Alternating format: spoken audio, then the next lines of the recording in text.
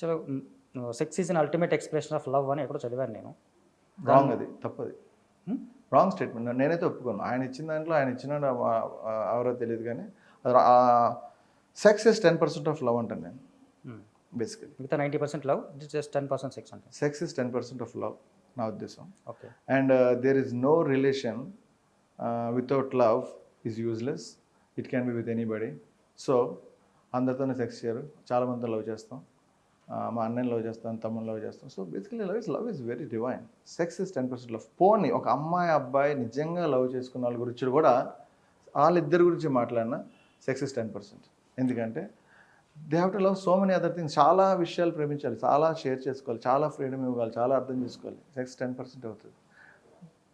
So చూస్తే మీరు చెప్తుంది ఏంటంటే, ఇప్పుడు ఒక అమ్మాయి ఎవరినైనా ప్రేమిస్తే అబ్బాయి సమక్షంలో, లేదా సరే ఇది రెగ్యులర్ అవుతున్నాయేమో మోస్ట్లీ, మీరు ఏదో చెప్పాలనుకుంటున్నారు సినిమాలో, అది రివీల్ కావడమా, సినిమా చూడకుండానే ఒక జడ్జ్మెంట్ చేసినట్టుగా ఉంటుంది. సో మీరు చూసుకుంటే లండన్ నుంచి వచ్చాను చెప్తారు. సార్ మీ పర్సనల్కి వచ్చేద్దాం. ఇప్పుడు సినిమా మీద మీ ప్యాషన్ ఎప్పుడు స్టార్ట్ అయింది? చిన్నప్పుడే. నేను ఇన్ఫ్యాక్ట్ ఇంటర్మీడియట్ 10th క్లాస్ చదువుతున్నప్పుడు డైరెక్టర్ అవుదాం అనుకున్నాను. ఓకే. అప్పట్లో చాలా మంది అప్పుడు ఏదో ఒక ఇన్స్పిరేషన్ మూమెంట్ ఉంటుంది కదా, ఎవరినైనా చూసి ఇలాగా నేను డైరెక్టర్ అవ్వాలని. అలాగా. అలా అయితే నేను గులాబీ సినిమా చూసి ఫస్ట్ టైం డైరెక్టర్ అవుదాం అనుకున్నాను. కృష్ణవంశీ అలా అంటే అలా తెలిసి ఉంటుంది మోస్ట్లీ అలా సినిమా చూసి. బేసికలీ నేను గులాబీ మూవీ ఒక ఎడిటింగ్ చూసి నాకు చాలా నచ్చింది. బేసికలీ అలా అయితే గులాబీ ఎడిటర్ నా ఫేవరెట్ అనలేను. ఒరిజినల్గా ఆ మూవీ, ఆ పర్టికులర్ ద వే ఆ సినిమా తీసిన విధానం నా మైండ్ బ్లాంక్ చేసింది అప్పట్లో, చిన్నప్పుడు. ఫస్ట్ టైం సినిమాకి అట్రాక్ట్ అయ్యాను. అప్పటి నుంచి చాలామంది ఇన్స్పైర్ అయి ఉంటారు. అంటే మీరు స్పెసిఫిక్గా అడిగారు కాబట్టి నేను గుర్తు తెచ్చుకుంటే అదొకటే. నేను కరెక్ట్గా చిన్నప్పుడు నాకు ఇప్పటికీ గుర్తుండిపోయే సినిమా అదొకటే. సో ఆ తర్వాత నేను ఆ టైంలో తర్వాత కథలు రాసి చాలా ట్రై చేశాను వైజాగ్ నుంచి. అండ్ తర్వాత సాఫ్ట్వేర్లోకి వెళ్ళిపోయాను. ఇన్ఫాక్ట్ అప్పుడు వైజాగ్లో ఎవరికి వచ్చినా అందరికి కథలు చెప్పేవాడిని. సో తర్వాత పవన్ కళ్యాణ్ గారు కూడా చెప్పారంటే సుస్వాగతం టైంలో చెప్పారు కదా.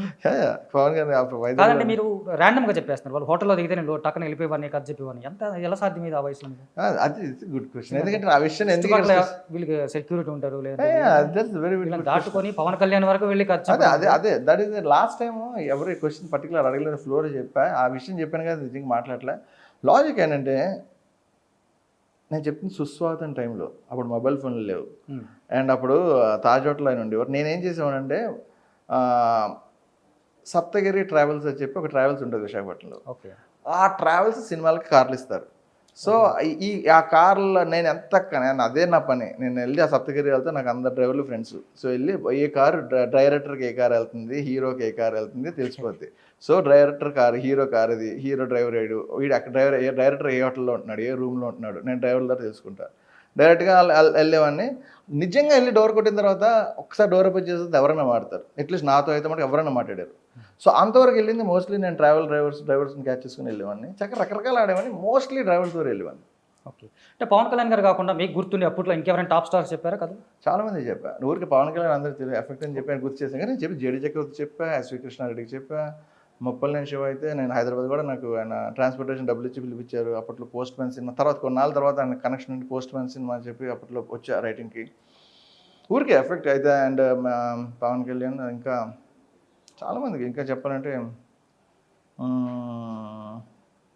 చాలామంది చెప్పాను. ఇన్ఫ్యాక్ట్ మరి అక్కడే వైజాగ్లో కూడా ఎవరో కొందరు డైలాగ్ రైటర్స్ ఉండేవారు. సురేష్ గోపి, సతీష్ గోపి అని, దాసనారాయణరావు గారి రైటర్ రాసిన సినిమాలు రాసే రైటర్స్ ఉన్నారు. వాళ్ళు వచ్చినప్పుడు అంటే ఎవరు కలిస్తే వాళ్ళు కలిసి చెప్పేవాడిని చాలా. సో మీరు మంచి పర్సనాలిటీతో ఉన్నారు అప్పట్లో, ఇంకా మంచి ఎంగేజ్లో ఇంకా బాగుంటుంటారు.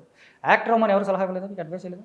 నేను డైరెక్టర్ అవడం కూడా ఇప్పుడు ఎవరు సలహా ఇవ్వలేదు, యాక్టర్ ఎవరు సలహా ఇవ్వలేదు. ఇన్ఫ్యాక్ట్ సినిమా అంటేనే ఇంట్లో చిత్త కొడతారు కొట్టేవారు అప్పుడు.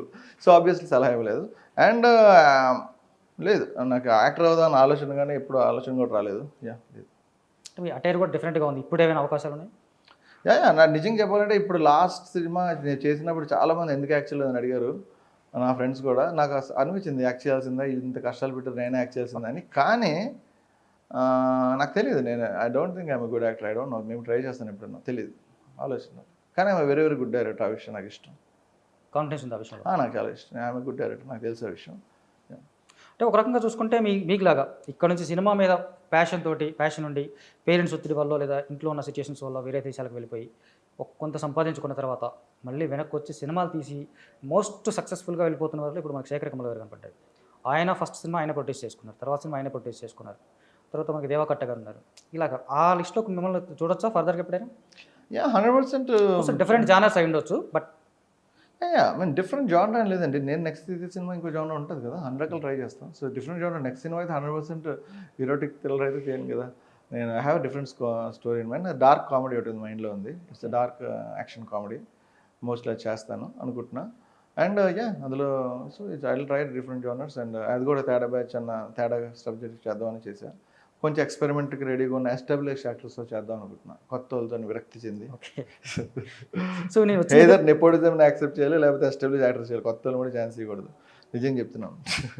ఈ కొత్త ఆర్టిస్టులందరూ కూడా ఇది ఒక లెసన్ యాక్చువల్లీ. ఒక డైరెక్టర్ని హింసిస్తే అది ఓవరాల్గా ఎంత ఎఫెక్ట్ చూపిస్తున్న దానికి ఇది స్టేట్మెంట్, ఒక ఎగ్జాంపుల్ ఒక రకంగా. సో చూస్తే నేను వచ్చిన దగ్గర నుంచి అడుగుదాం అనుకున్నా, కాకపోతే చాలామంది ఇప్పటికీ అడుగుంటారు, బోర్ కొట్టిద్దామని. బట్ అయినా మీ బ్యానర్ పేరు తేడా బ్యాచ్, ఇంకా పర్టికులర్ రీజన్ ఏమన్నా? యా తేడా అనేది అది ఒక ఇంటలెక్చువల్ డిఫరెంట్గా ఆలోచించి అవుట్ ఆఫ్ ది బాక్స్ ఆలోచించే పీపుల్ని ఊరికి తెలుగులోనే తేడా అని పదం పెట్టాం, కానీ అది చాలా డిఫరెంట్గా ఆలోచించే పీపుల్కి సినిమా అని చెప్పడం కోసం తెలుగులో ఫన్నీగా తేడా బ్యాచ్ అని పెట్టాం. అవును, అంటే ఎవరైనా కొంచెం ఫ్రెండ్స్ సర్కిల్లో డిఫరెంట్గా ఆలోచిస్తే వీడు కొంచెం తేడాగాడరా అంటారు. ఎస్ అంటే కొత్తగా ఆలోచిస్తున్నాడని, Exactly. లేదా వేరుగా ఆలోచిస్తున్నాడు. ఎస్ అదేనా ఇంకేమన్నా? ఎగ్జాక్ట్ అది కరెక్ట్ చెప్పు. అదే బ్యాండ్ మీద వెళ్ళిపోతాను ఫర్దర్గా. యా ఐ థింక్ ఆ పేరు నాకు చాలా నచ్చింది. ఇంకేదన్నా బ్యానర్ సెకండరీగా పెట్టినా ఈ పేరు కూడా కంపల్సరీ ఉంటుంది. మీ ఈ బ్యానర్ మీద మీరే డైరెక్ట్ చేస్తారా, ఎవరు కొత్త వాళ్ళకి ఏమైనా అవకాశం ఇస్తారా? కొత్త వాళ్ళు కావచ్చు, లేదా ఎస్టాబ్లిష్డ్ కావచ్చు. డెఫినెట్లీ నేనే చేద్దామని నా ఉద్దేశం, కానీ నిజంగా మంచి స్క్రిప్ట్ లో బడ్జెట్లో వస్తే మటుకు ఎవరికైనా 100% హెల్ప్ చేయగలుగుతాను. కాకపోతే నాకు తేడాగా అనిపించే స్క్రిప్ట్ నచ్చితే డెఫినెట్లీ నచ్చితే లో బడ్జెట్లో ఎవరైనా ఉంటే మటుకు వాళ్ళు గ్యారంటీ. ఎందుకంటే అది నిజంగా నాకు ఇప్పుడు అనిపిస్తుంది, నేను మొదటి సినిమా చేసినప్పుడు నేనే చేద్దాం అని అలా అనుకునేవాను. కానీ ఇప్పుడు ఏమనిపిస్తుంది అంటే మంచి సినిమా చేయడం ముఖ్యం. నేను ప్రొడ్యూసర్గా ఉంది, ఎవరికైనా ఛాన్స్ ఇచ్చినా వాళ్ళు చేస్తున్నా సరే నేనే అలా ఆటోమేటిక్గా ప్రొడ్యూసర్ కాబట్టి ప్రతి సీన్లో ఇన్వాల్వ్ అవుతాను. ఒక మంచి సినిమా వస్తుంది, ఐల్ బి వెరీ హ్యాపీ. నాకు అలాగన్నా పర్వాలే, బట్ నేను ప్రతి మూమెంట్లోనే ఇన్వాల్వ్ అయ్యి చేస్తానేమో. అలాంటి పర్సన్ ఎవరైనా తగిలితే, లేకపోతే నేను డైరెక్ట్ చేస్తాను. మీరు పోస్టర్లో ఒక డైలాగ్ ఒక ఇది వేసుకున్నారు, brand new director to Telugu industry. ఒక దీనికంటే మీ బ్రాండ్ ఇదేనా, ఇంకా కొత్త బ్రాండ్స్ ఏమైనా చూపిస్తారా? డిఫరెంట్ బ్రాండ్స్ అంటే బ్రాండ్ న్యూ అంటే జస్ట్ సరికొత్త అని చెప్పి తెలుగులో చెప్తారు కదా, అలాగా ఊరికే సరికొత్త బ్రాండ్గా ఉంటుందని బ్రాండ్ న్యూ అన్నారా? యా అంతే. ఇప్పుడు బేసికలీ సర్కస్ ప్రతి సంవత్సరం వస్తుంది, కానీ సరికొత్త జిమ్ని సర్కస్ అంటారు. ఊరికే ఎఫెక్ట్గా అలా సరదాగా కావాలని బ్రాండ్ న్యూ అని ఊరికే ఎఫెక్ట్ కోసం బాగా చెప్పాను.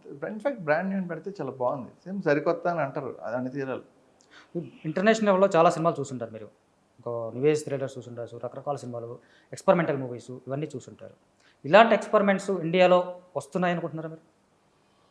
యా 100% వస్తున్నాయి కదండి. ఇన్ఫ్యాక్ట్ ఇప్పుడు పీపుల్ అసలు ఇదే స్క్రిప్ట్ మీరు చెప్పారు చూసారా లాస్ట్ టైం, మహర్షి అలాంటివి ఫెయిల్ అయ్యాయని. అప్పుడు మేబీ పీపుల్ అంత ఎక్స్పెరిమెంట్కి రెడీ అవ్వలేదేమో. ఇప్పుడు నిజంగా ఇలాంటివి చేయకపోతే ఫ్లాప్ అవుతాయి, ఇలాంటివి చేసి తీరాలి. అప్పుడు మైండ్ సెట్ రెడీగా లేదేమో. So I think this is the time. చాలామంది ఇంటర్నేషనల్ సినిమాకి ఎక్స్పోజ్ అయ్యారు, వాళ్ళు చూస్తున్నారు. నార్మల్ సినిమాలు చూస్తే బోర్ అయిపోతున్నారు. సో ఇది I think this is the time. అంటే టాలీవుడ్ మీద మీకు ఒక మంచి ఒపీనియన్ లేదు అని విన్నాను, నిజమా? టాలీవుడ్ మీద మంచి ఒపీనియన్ అంటే అదే చెప్తున్నాను కదండి, ఒక వేరే ఊరు నుంచి నాలాగా సినిమా చేయడానికి వస్తే కొత్త వాళ్ళు మటుకు ప్రొడ్యూసర్లు ఎక్స్ప్లోర్ అవుతారు. అది అందరికీ తెలుసు, నేనే చెప్పక్కర్లేదు. బయటకు వచ్చి నేను చెప్తున్నానా, లేకపోతే ఇంతలాగా మేబీ ఎక్స్ప్లోర్ అయ్యారు, చాలామంది ఎక్స్ప్లోర్ అవుతారు నాకు తెలుసు. చూసారు, మీరే చెప్పారు కదా, కొంతమంది సినిమాలు ఆర్జీవీ లాంటి ఎక్స్పైర్ వచ్చి తీసి మాయమైపోయారు అని చెప్పి. 100% వాళ్ళందరూ కూడా ఎక్స్పైర్ అంటారు. నేను అయ్యుండొచ్చు, మీరు అలా చెప్పారు, కానీ వాళ్ళు ఎంత బాధ అనిపించుంటారో నాకు తెలుసు. అయ్యుండొచ్చు. కంటెంట్ కూడా ఇంపార్టెంటే కదా ఆబ్వియస్లీ. అది వాళ్ళు కూడా important. మేకింగ్ ప్రాసెస్లో సఫర్ అవుతారు. సినిమా రిలీజ్ అయిన తర్వాత కంటెంట్ డిసైడ్ చేస్తారు యా అతని గురించి, అతని క్యాపబిలిటీ గురించి content decide. Right, multiple factors.